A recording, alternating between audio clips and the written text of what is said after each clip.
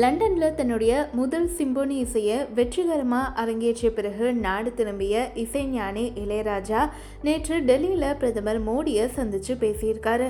அப்போ இளையராஜாவுக்கு பிரதமர் மோடி வாழ்த்து கூறினார். அது மட்டுமின்றி இளையராஜா குறித்து அவர் தன்னுடைய எக்ஸ் பக்கத்தில் புகழ்ந்து பேசியிருக்காரு. தமிழ் சினிமாவுடைய சிறந்த இசையமைப்பாளராக வலம் வரக்கூடியவர் இசைஞானி இளையராஜா. இவர் பிரிட்டன் தலைநகர் லண்டன்ல தன்னுடைய முதல் சிம்போனி இசையை சமீபத்தில் அரங்கேற்றம் செய்தார். இளையராஜாவுக்கும் பல்வேறு தரப்பினர் வாழ்த்து தெரிவித்து வராங்க. இந்த நிலையில தான் சிம்போனி இசையை அரங்கேற்றிய இளையராஜா இன்னைக்கு டெல்லியில பிரதமர் நரேந்திர மோடியை சந்திச்சு வாழ்த்து பெற்றார்.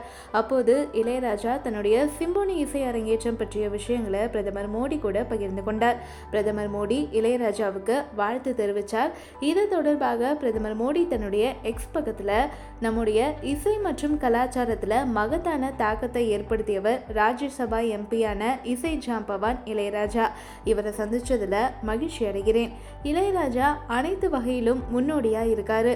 சில நாட்களுக்கு முன்பு லண்டன்ல தன்னுடைய முதல் சிம்போனி வேலியண்ட்டை அரங்கேற்றம் செய்து வரலாறு படைத்தார். இந்த நிகழ்ச்சி உலக புகழ் பெற்ற ராயல் பில்ஹார்மனிக் இசைக்குழுவுடன் அரங்கேற்றம் செய்யப்பட்டது. இந்த மகத்தான சாதனை என்பது அவரது இசை பயணத்துல இன்னொரு அத்தியாயமா அமைஞ்சிருக்கு அப்படின்னு குறிப்பிட்டார்.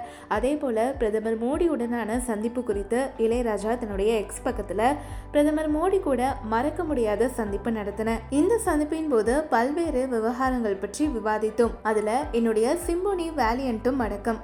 அவரது பாராட்டு மற்றும் ஆதரவை பணிவுடன் ஏற்கிறேன் அப்படின்னு இளையராஜா தன்னுடைய எக்ஸ் பக்கத்துல குறிப்பிட்டிருக்காரு.